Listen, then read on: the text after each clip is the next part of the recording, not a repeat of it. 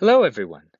In this video, we will continue to examine topic 4.4, wave behavior. And in particular, we will take a look at the phenomena of refraction and critical angle and total internal reflection. So, consider a wave encountering the boundary between the slow and the fast sides of an interface. What happens when the angle of refraction is 90 degrees? All right. So here's the thing to consider mentally. All right. If you have a wave that has a source over here, what happens when it's straight on? Well, some of that wave will be reflected backwards and some will travel straight through. That's an angle of refraction of 0 degrees. So there's no refraction because there's no angle of incidence. Now crank up the angle a little bit. Well, as this wave comes from here, now it's refracted and bent away from the normal.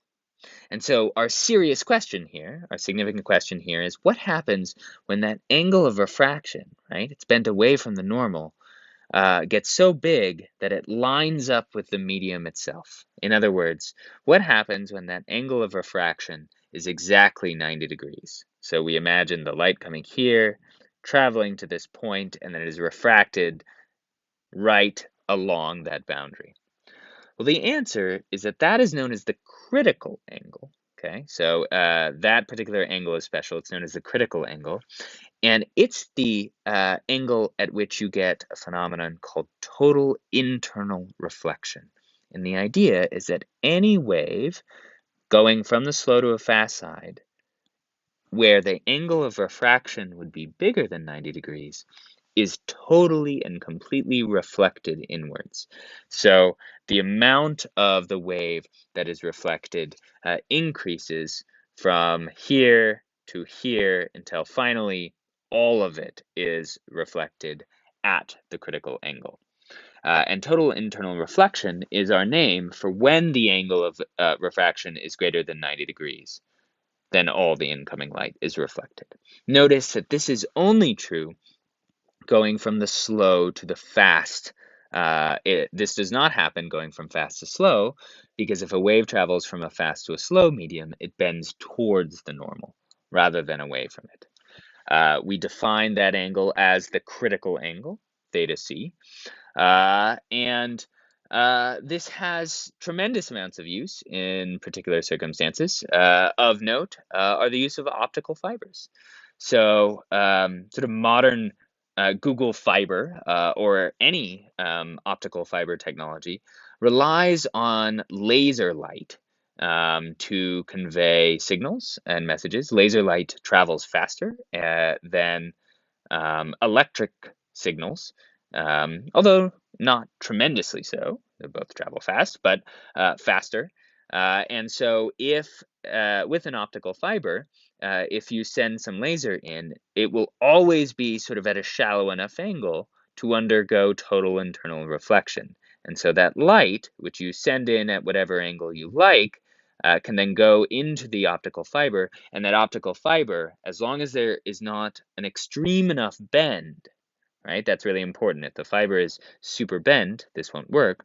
But as long as those bends are shallow, that optical fiber can carry that signal wherever you like, including, for example, across the ocean floor. So now let's consider that critical angle and apply Snell's law. As always, Snell's law says that the sine of theta 1 over the sine of theta 2 is equal to the index of refraction for the second medium divided by the index of refraction of the first. That's this formula here. But in this case, the angle of incidence, coming from this direction here, the angle of incidence is theta c. In the angle of refraction, where does theta c occur? The angle of refraction is exactly 90 degrees. So sine of theta c divided by sine of 90 is equal to n2 divided by n1. Therefore, we know that the sine of 90 degrees is exactly equal to 1.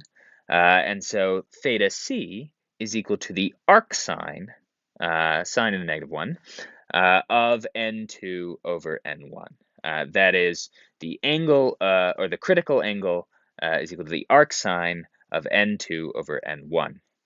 Um, Now, if N2 is air, which it often is, so if the first medium, this medium over here, the slow medium, it could be glass, it could be plastic, it could be water, but if the fast medium is air or a vacuum, then recall that the index of refraction of air is about equal to 1, and therefore theta c is equal to the arc sine of 1 over n1, which means if you measure the critical angle, you can immediately derive the index of refraction from that critical angle. So a single measurement of the critical angle can give you the index of refraction of the material, and that is a very useful fact. Take note, if you are doing this calculation in a calculator, you need to make sure you are in the appropriate mode, radians or degrees, depending on what your angle is in.